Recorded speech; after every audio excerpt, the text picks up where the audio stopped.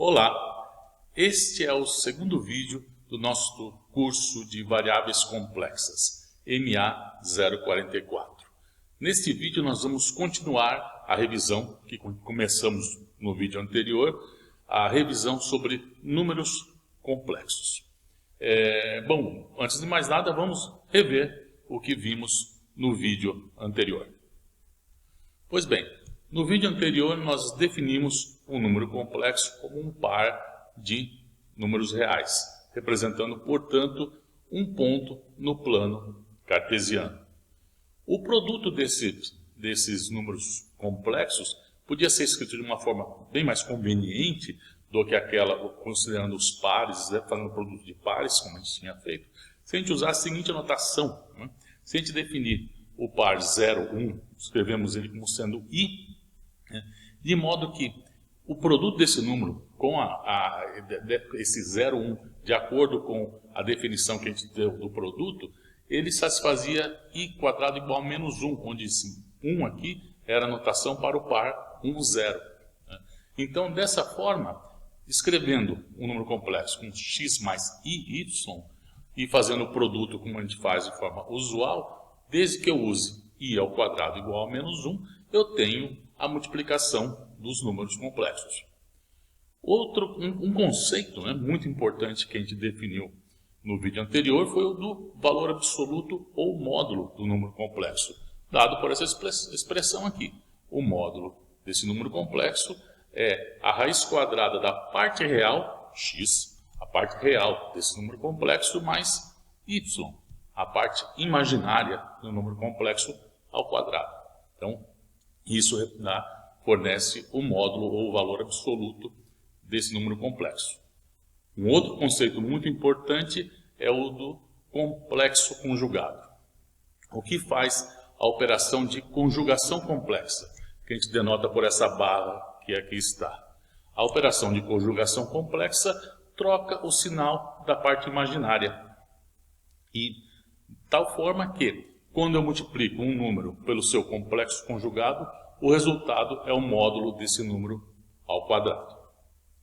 Nós também vimos uma desigualdade muito importante. Não só vimos como provamos. É a desigualdade triangular, que é esta que aqui está, ou na expressão de baixo, a consequência direta dela, uma variação dela, né? Que é essa que aqui está. Essas são desigualdades muito importantes e que usaremos ao longo desse curso. Pois bem, nesse vídeo nós vamos ver duas coisas muito importantes também. A primeira, a representação polar de um número complexo. E depois, como fazer para extrair a raiz quadrada. Uma raiz qualquer, né? Uma raiz enésima de um número complexo.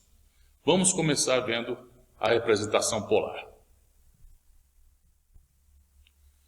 A representação polar de um número complexo nada mais é do que usar coordenadas polares para representar um ponto do plano.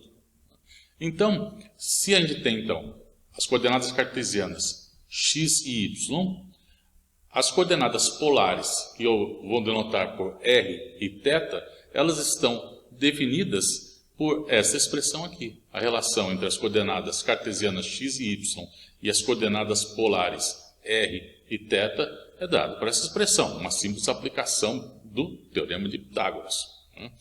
Então, aí está. E para expressar r e θ em termos de x e y, pois bem, simplesmente tomando as duas aqui, x ao quadrado e y ao quadrado, elevando ao quadrado e somando, como cosseno ao quadrado mais seno ao quadrado igual a 1, segue que R2 é a raiz de x2 mais y2, então segue essa expressão aqui. E θ, basta dividir, por exemplo, y por x, o r cancela, então y sobre x é tangente de θ, portanto θ é arco tangente de y sobre x. Com isso, eu tenho agora duas possibilidades de identificar um ponto do plano. Então, uma, a que a gente estava fazendo, a representação usual através dessa rede, desta malha cartesiana. Tá? Então, é usual quando eu dou um valor de x e um valor de y, então eu pego o valor de x correspondente ao longo dessa reta, o de y correspondente, e vejo onde tem a intersecção das duas, então defino um ponto, então, através desta, como falei, essa malha cartesiana. E também podemos usar a malha polar, né, tá? Que é esta aqui. Tá? Então, aqui em azul, né, são os pontos com o mesmo valor de R, portanto, são circunferências concêntricas, né, e ao longo aqui, então, em rosa, eu tenho os valores do ângulo, né, os valores correspondentes, as retas correspondentes ao mesmo valor de um ângulo. Então, se a gente dá, por exemplo, o ponto com R igual a 1,5, 1,5 e θ igual a 45 graus, π sobre 4. Por exemplo, você vem aqui em R, aqui R 1,5, então é esta circunferência que está aqui, e θ igual a π sobre 4, opa, está aqui, então é esse ponto aqui que estamos falando. Pois bem, tá? Então é assim que nós podemos então representar. E fica fácil agora, sabendo quem é R, quem é θ, nós podemos facilmente, usando as expressões, né, o x igual a R cosseno θ, y igual a R seno θ, facilmente identificar, a partir disso, as coordenadas cartesianas correspondentes. Né? Então, a partir dessa malha polar, a gente pode ir facilmente para a malha cartesiana. Bom, o problema é que tem para a gente identificar o ângulo aqui, a gente tem uma pequena sutileza. Tá? A gente tem que tomar cuidado aqui, tem uma pequena sutileza envolvida. E que é, ao passo que a gente tem cosseno e seno são funções cujo período é 2π, a função tangente, o período dela é π. Né? E o gráfico, como a gente bem sabe, o gráfico da tangente é esse aqui. Tá? Então ele vai se repetindo a cada intervalo, né, cada período π aqui. Então, para encontrar a função inversa, a arco-tangente, que é o que eu preciso, né, como a gente viu então, você dá a expressão, o ângulo, né, o ângulo θ é o arco tangente de y sobre x. Para a gente definir a função inversa, a gente precisa restringir, tá, esse domínio aqui a um certo intervalo. E o usual é fazermos isso de menos π sobre 2 até π sobre 2. Então, nesse caso aqui, nesse intervalo, a função inversa, a função tangente, é a função arco tangente. Né? Aí sim ela aqui, o domínio, tá? Toda a reta, mas os valores desse intervalo aqui, de menos π sobre 2 até π sobre 2. Então isso significa o quê? Significa que, quando eu pego a minha função lá, arco tangente de y sobre x, e calculo arco tangente, o resultado, tá, que você vai obter, tá, é algo que está aqui, de menos π sobre 2 a π sobre 2. São só esses valores. Aí você vai ver, e esses que estão no segundo quadrante, no terceiro quadrante? Vejam, quem está, por exemplo, aqui o ponto, né? Por exemplo, o ponto de x igual a 1, y igual a 1. Tá? Esse ponto aí, o ângulo correspondente, a variável angular, é π sobre 4. Tá? Mas também aquele que tem x igual a menos 1 e y igual a menos 1. Aquele que está no terceiro quadrante. Porque eles estão ao longo desta mesma reta aqui. E da mesma forma acontece aqui no outro lado, no segundo quadrante e no quarto quadrante. Então, o que a gente tem que fazer? A gente tem que levar em conta aqui, tá? Ver em que quadrante que está o ponto que eu estou considerando. Isso é fundamental para poder definir a partir daí, né, quem é o ângulo θ. Então, com isso, na hora que eu vou aqui escrever, então, estou escrevendo aqui o meu número complexo, aqui a forma polar dele, né? Onde estava x, eu substituí por r cosseno θ, e onde estava y, eu substituí por r seno θ. Coloquei o r em evidência, pois bem, é isso aí. Essa é a forma de escrever o número complexo, representação polar. E o r, a gente já sabe como obter, é isso. Agora, para levar em conta o quadrante que a gente está, eu vou definir essa função aqui. Essa arco tangente, né? 2, porque é uma função de duas variáveis, não só, mas de uma variável, uma função de duas variáveis, y e x, onde como que é definida esta função? Tá? Esta função é a própria função arco tangente de y dividido por x, agora sim uma função de uma variável, a y sobre x. Né? Então essa é a função que estava lá, né? mas isso aqui apenas se x for positivo.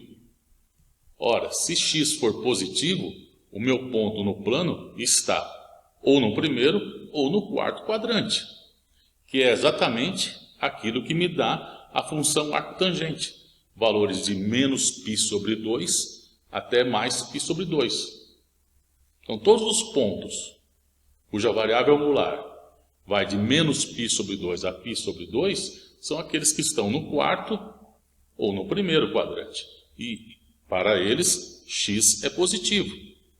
Então, sempre que x for positivo, essa minha função vai valer arcotangente de y sobre x. Pois bem, e se eu tenho x negativo e y positivo? Se x é negativo e y é positivo, isso significa que eu estou no segundo quadrante. Pois bem, segundo quadrante, o que acontece com a função arcotangente de y sobre x? Ela vai me dar, no caso, se você está no segundo quadrante, você vai ter o ponto correspondente no terceiro quadrante, desculpa, no quarto quadrante. Tá? Você vai ter no segundo quadrante e no quarto quadrante pontos, né, que têm o mesmo valor da relação y sobre x. E a função arcotangente, como o resultado dela é alguém que está de menos π sobre 2 até π sobre 2, ela vai, nesse caso, dar um ponto que está no quarto quadrante. Mas eu estou interessado em um ponto no segundo quadrante. Então, o que eu tenho que fazer nesse caso para ir do quarto para o segundo? Eu vou somar π. Então, a arcotangente de y sobre x vai me dar um ponto no quarto quadrante. Ao somar π, eu vou para o ponto correspondente no segundo quadrante, que é a região que eu estou interessado, que é onde está o meu ponto. Então, nesse caso, a minha função arcotangente 2 de y sobre x vale isso aqui. Agora, se x for negativo e y for negativo também, bom, aí eu estou no terceiro quadrante. E no terceiro quadrante, o que vai acontecer? Na hora que eu pegar esses valores de y e x e colocar eles aqui, a relação deles, na hora que eu fizer o quociente dos dois, vai ser a mesma coisa de um ponto, de um número do primeiro quadrante. Então, a função arcotangente de y sobre x vai resultar, o resultado vai me dar um ângulo no primeiro quadrante. Mas eu quero o terceiro. Então, eu vou fazer o quê? Eu vou subtrair π. Então, do primeiro eu subtraio π e vou para o terceiro quadrante. Então, é nesse caso aqui. Agora, se x é positivo e se x é zero, desculpe, e y é positivo, então claramente eu estou na divisão, né, entre o primeiro e o segundo quadrante, portanto, meu ângulo é π sobre 2. E se x é zero e y é negativo, eu estou entre o terceiro e o quarto, portanto, o ângulo é menos π sobre 2. Então, assim que eu defino, portanto, o meu ângulo θ. Tá? Θ, então, ele é dado por esta função aqui, onde esta função leva em conta em que quadrante que eu estou. Pois bem, θ, tá? Esse ângulo aí, é o que a gente chama de argumento de z. Esse é o argumento de z. E, quando eu me restringir a valores entre menos π até π, eu vou falar que chamar isso do valor principal do argumento de z. Veja que eu tomei o cuidado, né? Como eu estou trabalhando entre menos π e π, na definição da função arcotangente 2 de y sobre x, eu peguei o resultado, por exemplo, no terceiro quadrante. Eu peguei o resultado do primeiro quadrante e subtraí π. Você podia ter pensado, mas por que ele não somou π? Poderia ter somado π. Mas aí o ângulo que eu ia obter não iria estar nesse intervalo de menos π a π. Então, é esse intervalo que eu vou trabalhar. Tá? A variável, tá? Quer dizer, o valor principal do argumento de um ângulo, de uma variável complexa, tá? O argumento, o valor principal, nós vamos convencionar, restringi-lo no intervalo de menos π a π. Essa vai ser a nossa convenção. Tá? E é a convenção adotada também no livro que estamos usando como referência básica. Talvez em algum outro livro, talvez não, certamente, tá? Existem outros livros que têm uma outra escolha. por exemplo, de 0 a 2π. Né? E isso é uma grande causa de confusão. Tá? Você sempre tem que tomar cuidado, às vezes, em comparar obras diferentes, porque um pode usar uma convenção, outro pode usar uma outra. Né? E, eventualmente, em algum lugar aí dá uma confusão, né? Entre essas duas referências. Portanto, é preciso cuidado nisso. Tá? Cuidado, muita atenção. Então, aqui já está bem claro, nós vamos convencionar que o valor principal do argumento de um número complexo, ele está no intervalo de -π até π. Bom, isso significa que o argumento dele, com esse azinho menor, um argumento qualquer, difere do valor principal por 2nπ, qualquer múltiplo. Tá? Qualquer múltiplo de 2π. Né? Tá? Você tem a periodicidade, então sempre que você for somando 2π, você vai ter o mesmo valor do argumento. Então, por isso que a gente está distinguindo um argumento qualquer, tá? E do valor principal dele. Essa distinção é importante. Tá? Bom, vamos pegar aqui um exemplo. Tá? Encontrar o argumento de z igual a -1 menos i. Tá? O que você tem que fazer? Primeira coisa, veja, aplicar a fórmula de menos. Você só precisa, quer dizer, a parte do valor absoluto, do módulo do número complexo, não tem dificuldade, né? Tá? Agora a gente precisa tomar cuidado para ver em que quadrante ele está, para saber aplicar de forma correta a fórmula para a gente encontrar o argumento dele. Tá? Então, bom, primeiro, olha, vamos ver. Tá, x é negativo, y é negativo. Então, nós estamos no terceiro quadrante. Então, a expressão para o ângulo, né, para o argumento, é arco tangente 2 de y sobre x. Neste caso, ela é o arco tangente de y dividido por x menos π. Tá? Então, isso aqui, esse resultado vai me dar um valor, né, no primeiro quadrante, então eu subtraio π para ir para o terceiro. Lembrando que eu quero, então, o valor aqui, o valor principal do argumento. Então, nesse caso, fica os valores, né, x e y são -1, então, isso é arco tangente de 1 menos π, o arco tangente de 1 é π sobre 4, subtraio π, então, menos 3π sobre 4. Então, como isso está, nesse valor, menos 3π sobre 4, está entre menos π e π, então, o argumento, né, o valor principal do argumento é menos 3π sobre 4. Tá? Pois bem, tem um jeito. A gente escreveu a representação polar do número complexo como R igual a cosseno de θ mais I seno θ. Cosseno θ mais I seno θ, bom, depois de um tempo, se você começar a escrever muito isso, você vai ficar cansado. Então, existe uma expressão muito mais simples para isso, e utilizando um dos resultados mais bonitos da matemática, que é a fórmula de Euler. Como já deve ser do conhecimento de todos, esta é a famosa fórmula de Euler. E merecidamente colocada aí nessa moldura, né, nesse quadro aí. Você já deve ter usado essa fórmula no seu curso de cálculo 3, quando você estava resolvendo uma equação diferencial de segunda ordem com coeficientes constantes. Estava analisando o polinômio característico, teve como solução, você encontrou as raízes do seu polinômio eram complexas, e aí como você queria escrever sua solução na forma real, você usou essa expressão aí para exponencial complexa, escrevendo ela na forma, então, das funções cosseno e seno. Pois bem, uma outra notação alternativa, né, no lugar de esse e elevado a iθ, também é comum escrever exponencial de iθ. Aí depende da conveniência, né, de usar uma ou outra expressão.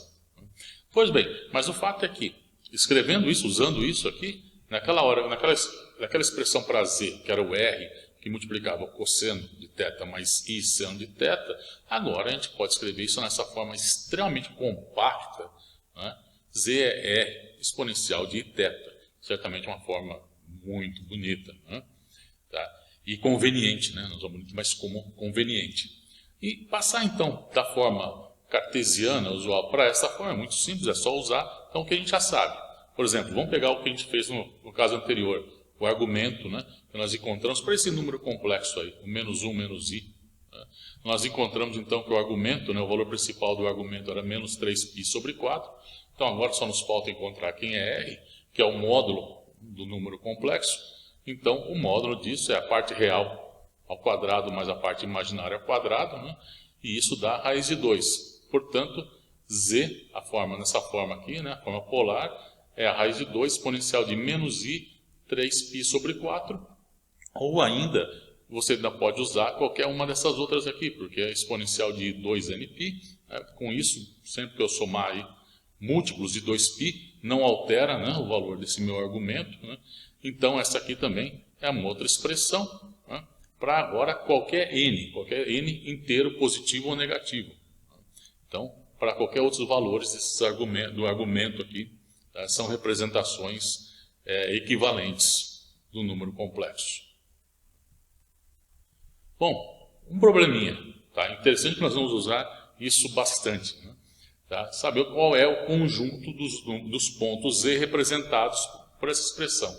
Z é um z0 constante, mais r constante e aí θ variando de 0 a 2π.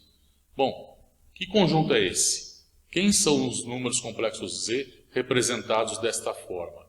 Ora, para ver isso, vamos pegar o z0 aqui, passo para o lado esquerdo, então escrevo como z menos z0 igual a r exponencial de iθ, e agora, vejam só, qual é o módulo desse número complexo? E aí θ é um número complexo.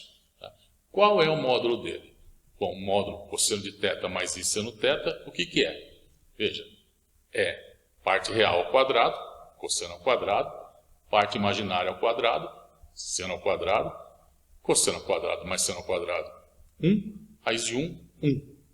Ou seja, os números complexos da forma exponencial de iθ têm seu módulo igual a 1. Isso é muito importante. Isso é muito importante. É tão importante, a gente usa tanto isso, que você não vai esquecer disso. Chegar no final do curso, isso já vai estar como no modo automático já para você. Pois bem, então o fato é que, usando então isso, ao tirar o módulo aqui, z menos z0, tira o módulo do lado esquerdo igual ao módulo do lado direito, e aqui o módulo de r exponencial de θ é o módulo do r vezes o módulo da exponencial de iθ. O módulo da exponencial de iθ é 1. Então sobra o módulo de r. R é positivo, então é o próprio r. E isso aí, a gente já sabe que isto é a expressão para a equação de uma circunferência de raio r com centro em z0. Uma circunferência de raio r e centro z0. Então, essa expressão que a gente tem aqui, z igual a z0 mais r e aí θ, é uma representação paramétrica dessa circunferência centrada em z0 e raio r, onde o parâmetro aqui, o parâmetro é θ. Isso é muito importante, a gente vai usar várias vezes, mais para frente, nós vamos fazer integrações ao longo de circunferências. E para fazer isso, nós vamos ter que parametrizar a circunferência. E a parametrização que a gente vai usar é justamente essa. Então, não se preocupe que você não vai esquecer disso não, porque a gente vai voltar várias vezes a ela. Vamos agora representar o produto de dois números diretamente na forma polar. Ou seja, do número Z1 e número Z2, eles estão escritos na forma polar, expressar então o produto deles. Então, bom, se eu tenho Z1 é um R1 exponencial de Iθ1, Z2 R2 exponencial de Iθ2, então o produto Z1, Z2, R1, R2, que multiplica exponencial do Iθ1 exponencial do Iθ2. Pois bem, eu estou falando aqui que isso é exponencial. Então, como toda boa exponencial, exponencial de A vezes exponencial de B é igual ao exponencial de A mais B. Mas a verdade é que eu não provei que isso é de fato uma exponencial, satisfazendo essas propriedades.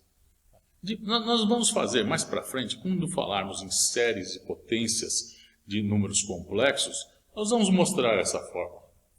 E é muito simples. Se você partindo da expressão da função exponencial em termos de uma série de potência de seno e cosseno também, é simples aí provar esse resultado. Mas por enquanto, nós não fizemos isso, e na verdade eu escrevi a exponencial de θ como se fosse, a definição dela fosse aparentemente cosseno de θ mais i seno θ. E se eu fizer isso, tomar isso como sendo uma definição, mesmo assim a expressão, essa que define, né, a propriedade fundamental da função exponencial, a exponencial de a vezes exponencial de b é igual a exponencial de a mais b, ela é satisfeita. Vamos ver. Vamos tomar aqui, ó, exponencial de i θ1. A gente escreveu ela dessa forma. Exponencial de i θ2, escrevemos desse jeito aqui, a definição dela. Ora, agora vamos fazer o produto desses números complexos. O produto desses números complexos fica cosseno de θ1 vezes cosseno de θ2. Aqui o seno de θ1 vezes o seno de θ2, mas eu tenho aqui um i quadrado, então tem esse menos aqui na frente. E aqui vai ficar i, cosseno de θ1 vezes o seno de θ2, que está aqui, e esse termo aqui, seno de θ1, cosseno de θ2. Ora, agora eu vou usar as conhecidas expressões para cosseno de a mais ou menos b, seno de a mais ou menos b. Então, aqui, cosseno de θ1, cosseno de θ2, menos seno de θ1, seno de θ2, isso é cosseno de θ1 mais θ2. E aqui, onde está cosseno de θ1, seno de θ2, mais seno de θ1, cosseno de θ2, isto é seno de θ1 mais θ2. Tá? Que é o que está aqui. Agora o que eu faço? Agora eu volto. Tá? Então agora vejo que isso aqui, com a expressão que eu escrevi para exponencial, isso é exponencial de i θ1 mais θ2. Então, como a gente vê, vejam, a propriedade aqui, característica de uma boa função exponencial. Exponencial desse argumento, o resultado é exponencial da soma dos argumentos. Bom, então, desta forma, Z1, Z2, R1, R2, né, o produto dos módulos, e a exponencial de I, soma dos argumentos. Então, o argumento de um produto, né, o argumento do produto dos números complexos é a soma desses argumentos. Bom, isso é, como eu estou já escrevendo aqui, a consequência, né, imediata disso. Primeira consequência imediata. O argumento, então, desse produto Z1, Z2 é igual ao argumento do Z1 mais o argumento do Z2. E aqui está uma observação importante, tá, abaixo.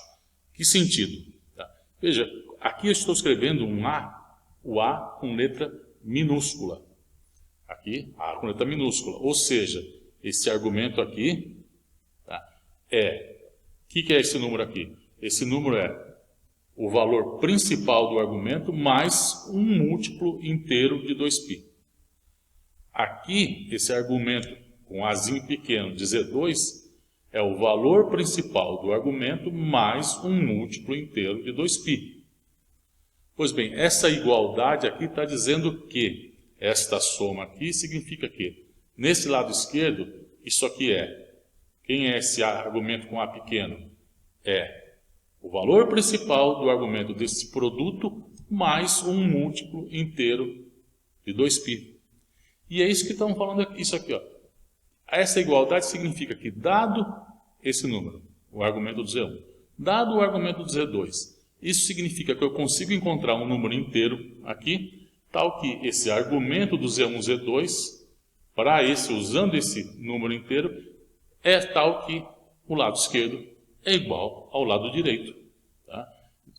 É um pouco sutil, mas é isso que eu estou falando. Você tem, aqui é dado um valor, aqui é dado outro, significa que aqui eu encontro um número inteiro que vai somar, então, multiplicado por 2π, vai se somar ao valor principal do argumento, de modo que essa igualdade aí seja satisfeita. Tá? Vamos voltar daqui a pouquinho esse assunto aí quando for pegar o valor principal. A gente já vai falar isso não. Mas vamos continuar com as consequências imediatas daquela fórmula.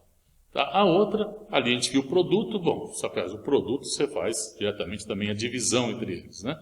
Então, a divisão Z1 por Z2 tá, é dada por essa expressão aqui. Ó.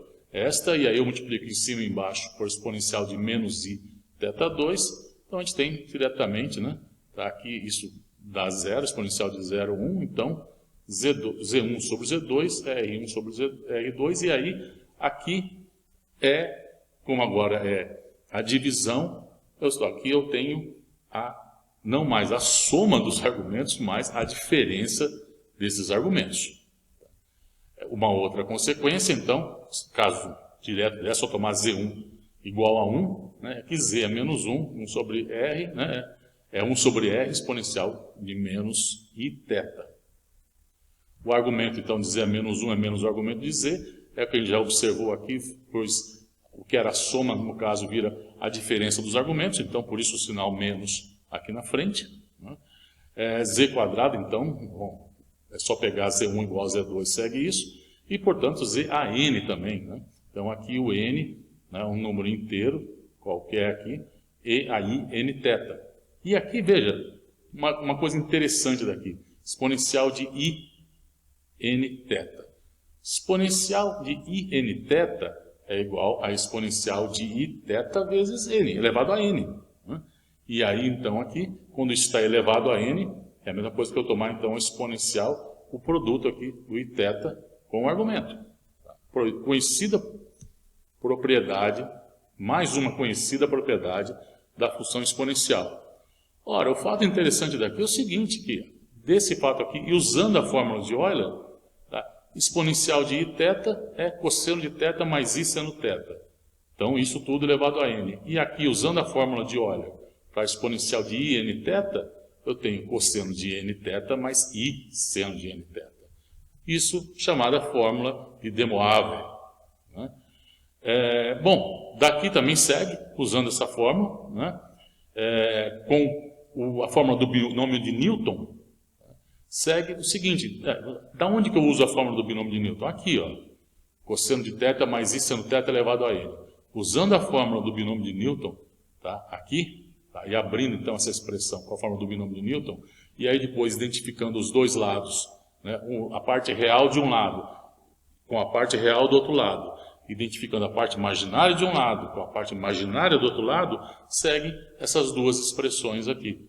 Tá? O cosseno de Nθ é dado por isso, o seno de Nθ por essa expressão aqui, onde com esse colchete aí, nesse colchete só com a partezinha de baixo, é o que a gente define como sendo a função piso, né, de x, que significa essencialmente que ele é o maior inteiro menor ou igual a x.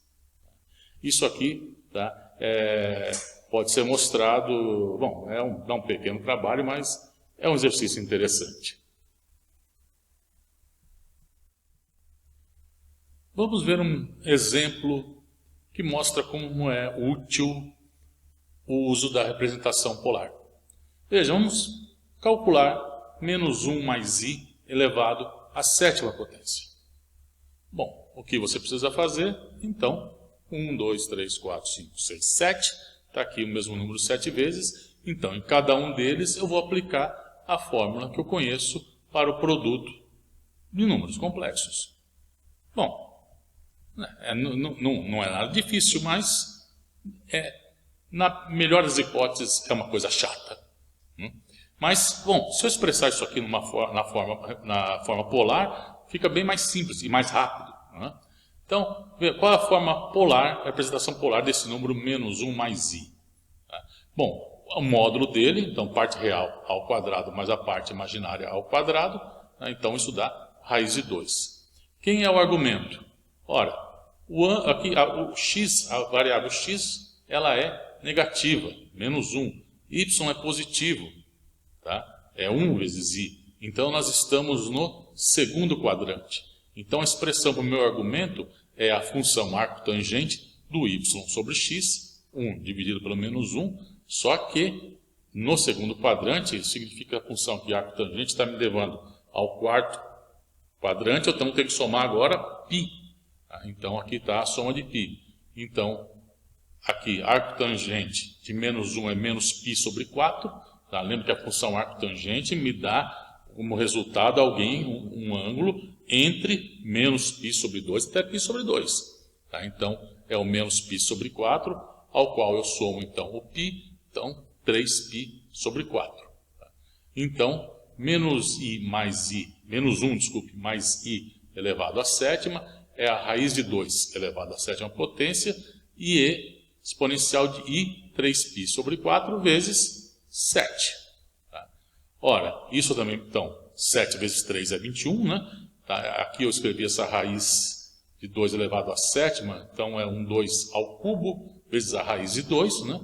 Tá? E aqui então é 21π sobre 4, então 21 é 20 mais 1, né? Então 20 sobre 4 dá esse 5π que está aqui, i π sobre 4, exponencial de i 5π.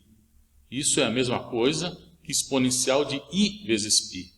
E exponencial de i π é menos 1. Tá? Então está esse menos aqui na frente, esse 8 era o 2 ao cubo que estava aqui, e aqui ficou exponencial de i π sobre 4. Tá? Bom, para voltar agora, porque quando a gente está escrevendo desse jeito, a gente está supondo que a gente quer ele na representação cartesiana. Então agora eu vou escrever i π sobre 4 aqui, cosseno de π sobre 4 mais i seno de π sobre 4, uso os respectivos valores, né? Isso aqui é 1 sobre raiz de 2 mais 1 sobre raiz de 2, tá? Então, raiz de 2 cancela essa raiz de 2, então dá menos 8, 1 mais i. Tá? Certamente, tá? Não tenha dúvida que é muito mais rápido ter feito isso do que se você tivesse tentado multiplicar 1 a 1 aqui. Você ainda ia estar lá pela sua terceira, quarta multiplicação. Tá? Em algumas páginas, né, atrás, nós escrevemos argumento de Z1, Z2 igual a argumento de Z1 mais argumento de Z2. Mas escrevemos usando o A pequeno. Tá? O A pequeno, tá? Isso significa que esse argumento, né, não é o argumento principal, ele é o argumento principal, esse com A grande aí, mais um múltiplo inteiro de 2π. Tá? Pois bem, agora a pergunta que eu coloco é correto escrever isso? Argumento principal de Z1, Z2 igual ao argumento principal, ao valor principal, né, do argumento de Z1 mais o valor principal do argumento de Z2? Vamos ver. Bom, o que isso significa? Tá? Veja, então como vimos lá, o argumento, o θ1, quando é o argumento qualquer aqui, ele é o principal mais um múltiplo inteiro de 2π. A mesma coisa no outro caso, é o argumento principal do Z2 mais um múltiplo inteiro de 2π. Onde então, argumento do Z1 e do Z2, eles estão de acordo com a nossa convenção entre menos π a mais π. Pois bem, então, ao escrever o produto dos dois números, θ1 mais θ2, esse é o argumento de Z1, Z2. Tá? E o argumento de Z1, Z2 é o valor principal mais um múltiplo inteiro de 2π. Veja, eu usei sempre os números aqui, esses números inteiros, com uma notação diferente. Aqui, N1, N2, e o N é para o produto. Pois bem, então agora eu quero, isso é o que eu sei que vale. Argumento de Z1, Z2 é o argumento de Z1 mais o argumento de Z2. Ora, daqui, isso, usando essas identificações que eu fiz aqui, daqui eu tenho que o argumento, né, o valor principal do Z1, Z2 mais 2nπ, igual ao valor principal de Z1, o valor principal de Z2, mais 2n1 mais 2n2, tá, isso aqui. Ora, então, vejam, se n for igual, tá, a essa soma aqui, do n1 mais n2, aqui, n1 mais n2, se n for igual a n1 mais n2, ora, o argumento, então, de Z1, Z2 é igual ao argumento de Z1 mais argumento de Z2. Tá? Então, eu tenho uma escolha que me leva a isso. Mas isso é verdade desde que isso aqui vale. Isso é necessário acontecer. Tá? Então, eu consigo encontrar esse n aqui de modo que seja igual, mas isso só é verdade se, tá, o argumento de Z1, Z2 ele tem que estar entre menos π a mais π. Ora, isso significa que o argumento de Z1 mais o argumento de Z2, a soma dos dois também tem que estar esse resultado. Quando eu pego o valor de um e do outro, isso significa que as somas têm que estar em menos π a π. Ora, quando que isso acontece? Certamente isso é verdade se eu tiver a parte real de um número como sendo positivo. Se o número complexo tem uma parte real positiva, tá? Isso significa que ele está ou no primeiro ou no quarto quadrante. Ou seja, o argumento dele está entre menos π sobre 2 até π sobre 2. Ou seja, o módulo do argumento, do valor principal do argumento é menor do que π sobre 2. Então, se eu tenho dois números, Z1 e Z2, sendo tais que a parte real de cada um deles, dos dois, né? A parte real desses dois números, Z1 e Z2, se a parte real deles for positiva, então cada um deles tem um argumento, o valor principal do argumento, menor que π sobre 2. Se eu somo dois números, no caso, menores que π sobre 2, a soma é menor que π. Então, nesse caso, sim, nesse caso vale. Tá? Então, se a parte real, tá, do Z1 for positiva e a parte real do Z2 também for positiva, isso significa, então, que o argumento do produto deles, tá, o valor principal do argumento é igual à soma do valor principal desses dois. Tá? Então, nesse caso, ela é menor que π, então, é verdade. Então, resposta à pergunta. É correto escrever o valor principal do argumento de Z1 e Z2 igual à soma dos argumentos desses dois, de Z1 e Z2, do valor principal dos dois? Sim, desde que Z1 e Z2, tá, sejam tais que a parte real deles seja positiva.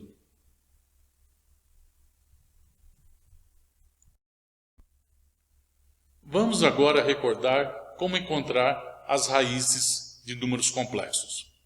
Nosso problema, então, é esse aqui. Então, dado um número complexo Z, como encontrar W, que é a raiz enésima de Z? Ou, reformulando, tá? Se eu tenho aqui W, um número complexo elevado a N, isso igual a Z, quem é W? Pois bem, para estudar isso, é conveniente usar a representação polar dos números complexos. Então, quando eu tenho Z1 igual a Z2, tá? Eles estão escritos na forma polar, e se eles são iguais, pois bem, o valor absoluto deles, né, o módulo deles deve ser igual, então R1 igual a R2, assim como o argumento de Z1 deve ser igual ao argumento de Z2. Tá? Mas, vejam bem, isso significa o quê? Quem é o argumento de Z1? É o valor principal, θ1, mais um inteiro. O argumento de Z2 é o valor principal mais um outro número inteiro. Ou seja, isso significa que θ1 e θ2, os valores principais dos argumentos de Z1 e Z2, eles diferem, tá? Podem diferir, existe, né? Existe um K inteiro, tal que para esse K, esses dois, θ1 é igual, né? θ1 é igual a θ2, mas esse múltiplo inteiro de 2π. Pois bem, então, agora, para o meu problema, se eu tenho W, eu vou escrever W igual a um ρ e aí φ. Z, continuando, escrevendo com R exponencial de θ. Ora, então se eu tenho meu problema W elevado a N é igual a Z, isso significa então, WAN é ρ elevado a N, exponencial de Iφ elevado a N, que é exponencial de INφ. Isso deve ser igual ao meu Z, que é igual então a R e aí θ. Portanto,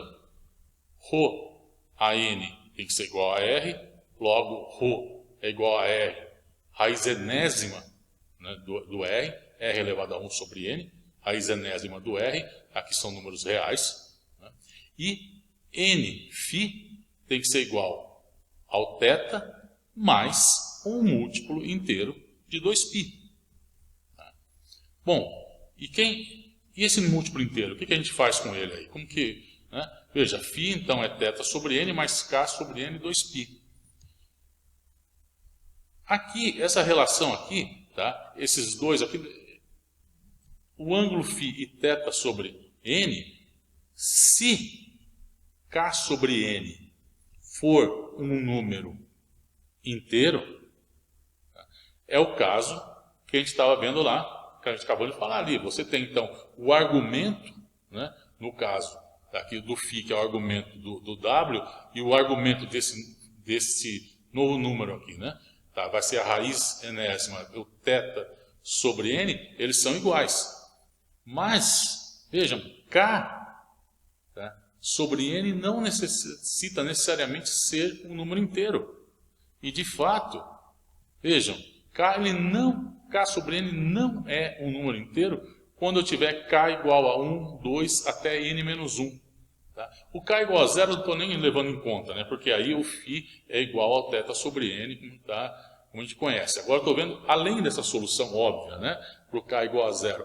Veja que para valores igual a 1, 2 até n menos 1, k sobre n não é inteiro. Ou seja, você está tendo uma outra solução. Isso implica, então, que nós temos n ângulos diferentes. O primeiro, né, para k igual a 0, que é o θ sobre n, e depois para k igual a 1, 2, até n menos 1. Para todos esses valores de k, eu obtenho ângulos φ, que eu estou indexando aqui com o k, tá? Ângulos diferentes. E isso, portanto, vai me levar ao quê? A definição de n raízes diferentes, que eu estou escrevendo aqui como WK.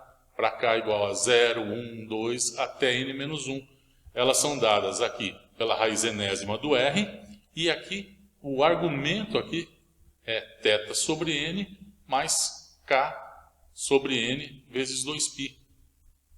Então, o n está dado, né, é o que eu estou querendo calcular, é a raiz que eu estou querendo calcular, a ordem da raiz que eu estou querendo calcular, tá? E aqui k eu vou variando, então, de 0, 1, 2 até n menos 1. Quando for k for igual a n, ora, n sobre n1, estou somando 2π. Ou seja, eu voltei na minha raiz inicial, a W0. Tá? Então, é isso que eu tenho aqui. Ó.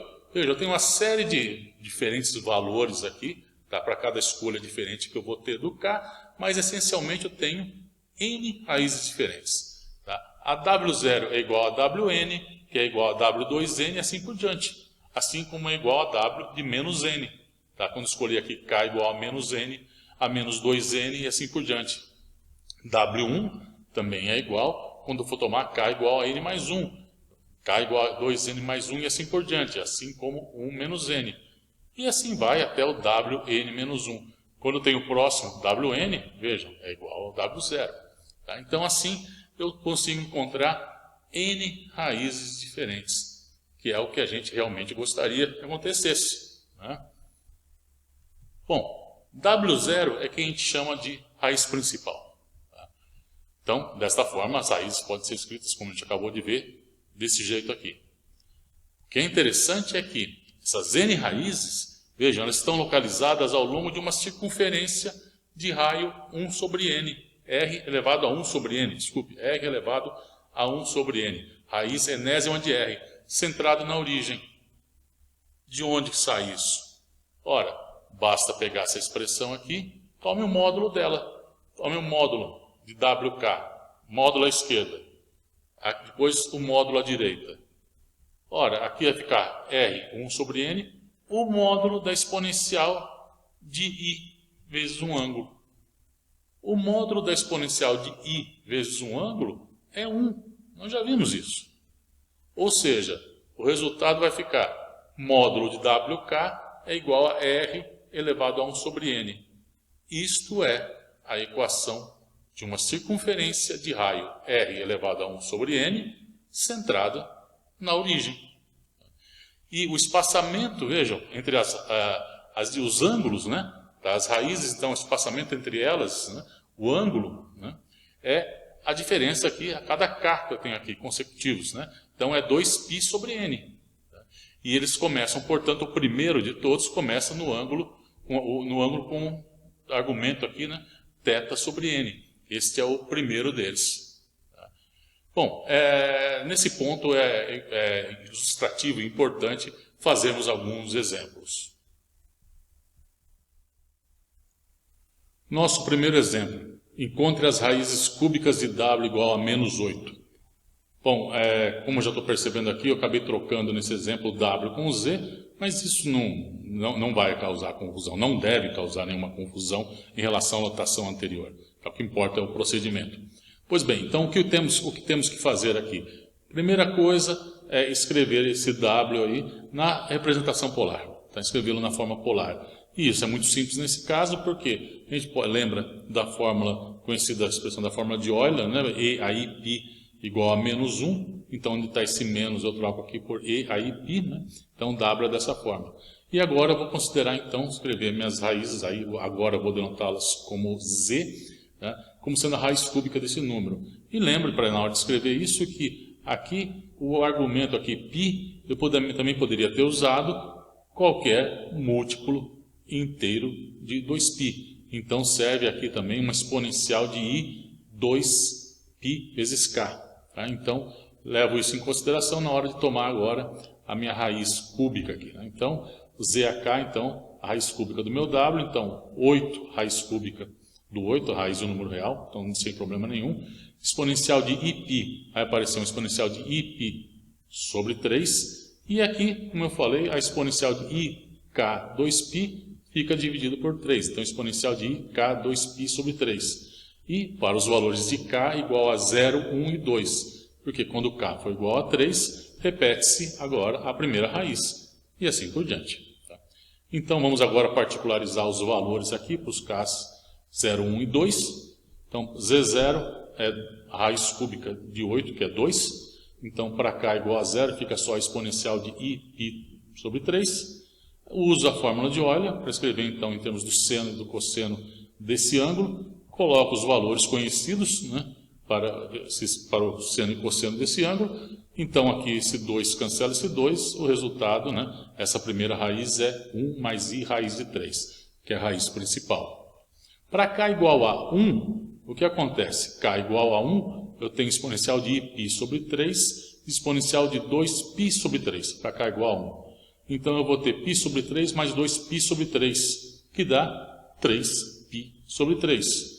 Ora, 3 com 3 cancela, e aí π, que é menos 1. Então, essa raiz é menos 2.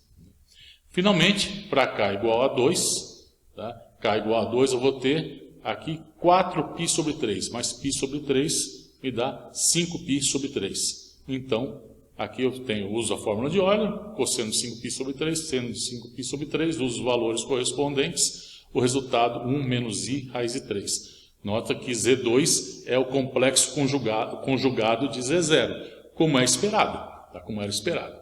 Tá? Então, eu tenho aqui a observação que ele já tinha feito, e aqui a gente está a ilustração dela para esse exemplo. As raízes, então, elas estão localizadas numa circunferência de raio 2, né, que é a raiz cúbica do 8, tá? E elas estão, né, sempre na origem, e os vértices, né, elas estão nos vértices de um triângulo regular, né, equilátero, um triângulo regular, que está inscrito nessa circunferência. Tá? O Z0, Z1 e Z2. E aqui, claramente, a gente vê, tá, pela situação que um é o complexo do outro por causa da reflexão, tá, ao longo do eixo X. É isso que faz a conjugação complexa. Pega um, faz a reflexão ao longo do eixo X. Tá? Então, é esse aí. Esse é o nosso primeiro exemplo. Vamos ver mais um exemplo. Nosso próximo exemplo, encontre as raízes sextas de W igual a menos 1 mais I raiz de 3. Então, primeira coisa, representação polar desse número complexo. Então, como X é negativo e Y é positivo, esse ponto está localizado no segundo quadrante. Então, na hora de encontrar o argumento, né, o ângulo θ, eu vou escrever então como o arco tangente, né, do Y sobre o X, só que isso está me dando o número do quarto quadrante. Para ir para o segundo quadrante, eu vou somar π. Tá? Então, isso aqui é o ângulo cujo arco tangente é menos raiz de 3, é menos π sobre 3, eu somo π, resultado então 2π sobre 3. E o módulo desse número aqui é 1 mais 3, né? Raiz de 1 mais 3, que é 2. Então, a expressão W é 2 exponencial de I, 2π sobre 3. Para agora encontrar a raiz sexta dele, bom, raiz sexta do 2, e aqui eu tenho então I, 2π sobre 3, dividido por 6. Então aqui está, E aí 2π sobre 18. e depois exponencial de I, que multiplica K vezes 2π. Tudo isso dividido por 6. Então, aqui está. E aí, K 2π sobre 6. E agora, para cá, então, valendo, né, 0, 1, 2, 3, 4 e 5. E aqui eu somei os dois aqui, ó, deixei aqui o 9, né, o denominador comum deles aqui. Então, somos os dois aqui, vai me dar I mais 3K. Né, porque o 2 com o 18 dá 9, né? Tá? Então, 2 com esse 3, desculpa, esse 2 com esse 6 dá um 3. Tá? Então, viram 3 aqui em cima e um 9. Então, é isso.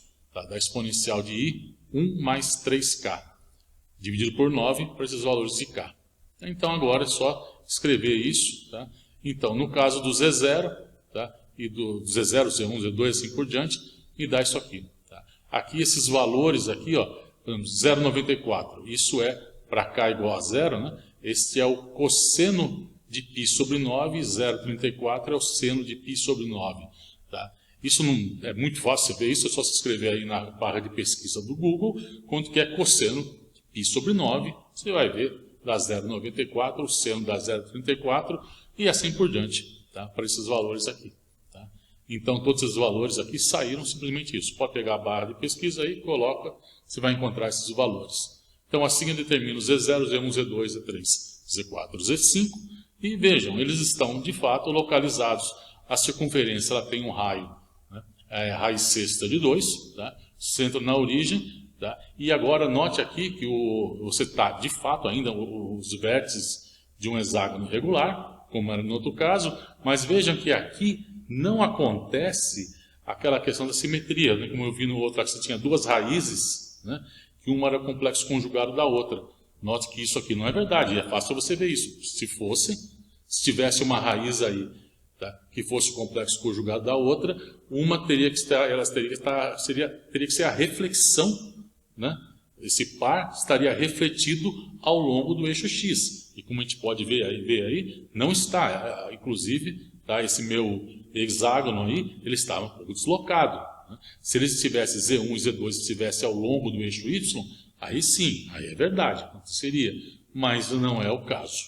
Tá? Então, isso não acontece nesse caso aqui. Para finalizar esse vídeo, eu vou introduzir algumas definições que, bom, não são revisão de coisas que você deve ter visto, não. Mas eu vou aproveitar para já introduzi-las e daqui em diante para a gente poder depois simplesmente seguir tendo essas definições já em mente, né? Então, vamos fazer isso. Eu vou colocar algumas definições aqui e algumas observações também. Bom, a primeira coisa que a gente vai entender aqui, a gente vai falar muito sobre vizinhança de um ponto. Tá? O que é a vizinhança de um ponto? É exatamente o que está falando aqui. Ó. É o conjunto de todos os pontos Z para os quais, né, a distância a este ponto Z0 que você está considerando é menor que um certo epsilon. Tá? Então é isso. Você tem um ponto Z0 e tem a vizinhança. Tomo todos, tá, os pontos cuja distância até Z0 é menor do que epsilon. E uma vizinhança perfurada é aquela no qual você não coloca o Z0. Você exclui o Z0, tá, desse seu conjunto. Então, ó, nesse conjunto, Z menos Z0 é menor que epsilon. Então, está incluído aqui Z igual a Z0. 0 é menor que epsilon. Então, quando Z é igual a Z0, tá, então isso está incluído aqui. Então, quando eu quero excluir esse Z0, eu me refiro a isso com uma vizinhança perfurada ou disco perfurado, tá, em um ponto Z0. Então, o conjunto dos pontos Z para os quais Z menos Z0 é maior que o 0 e menor que epsilon. Então, essa aqui é a situação que eu estou considerando aqui. Ó.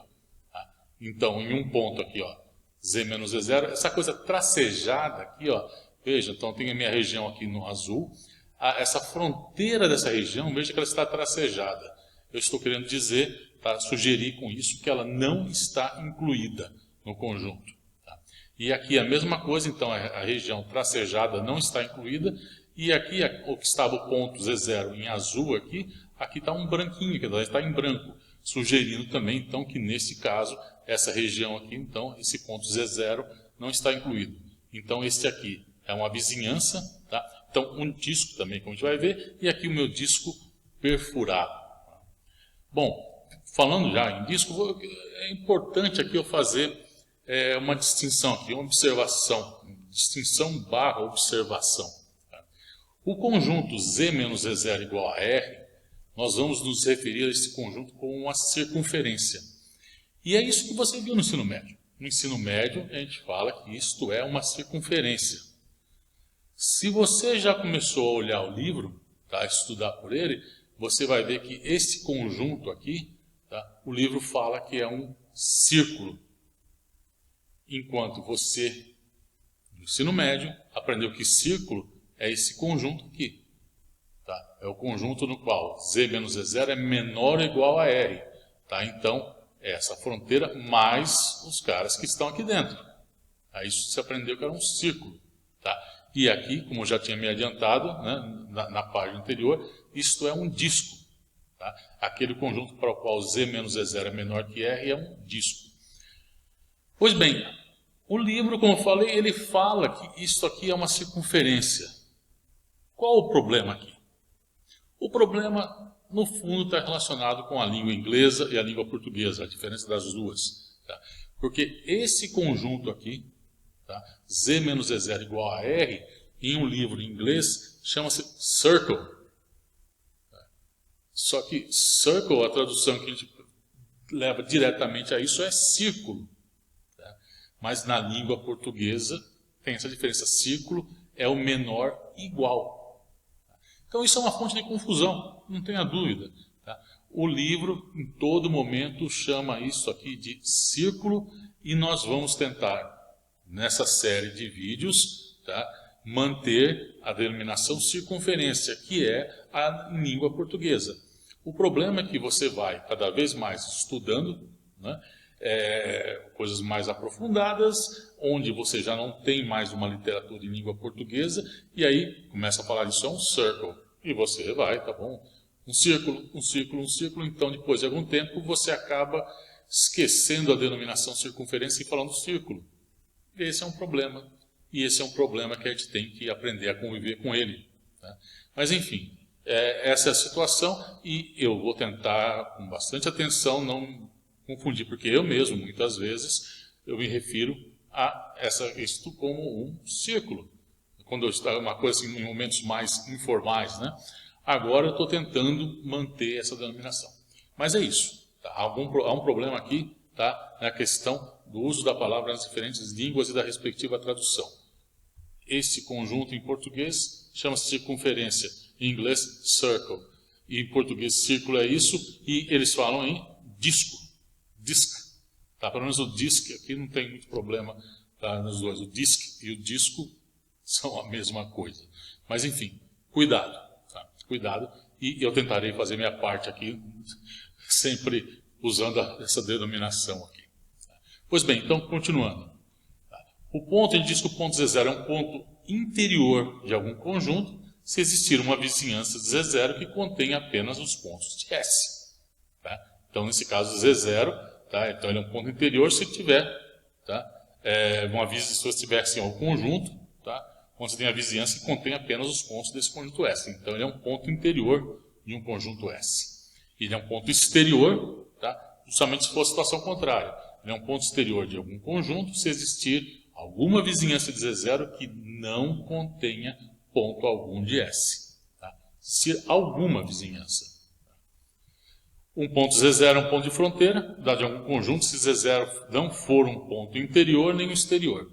Tá? E a totalidade de todos os pontos de fronteira é o que se chama da fronteira de S. O exemplo aqui, tá? A circunferência Z igual a 1 é a fronteira das regiões módulo de Z menor que 1, tá? O disco, e módulo de Z menor que 1, o círculo. Tá? E o ponto Z igual a 0... Tá? E a circunferência Z igual a 1 são pontos de fronteira das regiões 0 menor que Z menor que 1. Tá? Então, esse aqui é o meu disco perfurado e aqui de um cilindro perfurado. Um conjunto é dito aberto se e somente se cada um de seus pontos é um ponto interior. E um conjunto é dito fechado se contiver todos os pontos fronteira. O fecho de um conjunto é um conjunto fechado que consiste em todos os pontos de S e da fronteira de S. Exemplo, então aqui, conjunto módulo de Z menor que 1, o meu disco, ele é um conjunto aberto. Já módulo de Z menor ou igual a 1 é um fechado, por causa desse igual aqui. Tá? Já 0 menor que Z menor ou igual a 1, esse não é aberto nem fechado. Ele teria, para ser fechado, teria que ter um igual aqui, menor ou igual. E para ser aberto, eu não poderia ter esse igual aqui. Então, terminando, né? Um conjunto aberto, S é conexo se quaisquer dois pontos, quaisquer dois de seus pontos, eles podem ser ligados por uma linha poligonal. Polígono, tá? Uma linha poligonal, tá? Uma sequência de retas, tá? Consistindo em número finito de segmentos de reta, né? Justapostos inteiramente contidos, tá? Em S. Um conjunto aberto não vazio e conexo é denominado um domínio. Tá? Então, domínio, um aberto não vazio e conexo. Aqui você pode ter uma certa confusão com a palavra domínio, quando a gente falar, por exemplo, em domínio de uma função. Um domínio de uma função não necessita ser isso aí, tá? Esse conjunto aí. Há uma diferença aqui no uso dos domínios, mas o contexto, eu acho que a gente estiver utilizando a palavra, está claro o que a gente vai estar querendo dizer. Um domínio, junto com alguns, todos ou nenhum dos seus pontos de fronteira, é o que a gente chama de uma região. Né?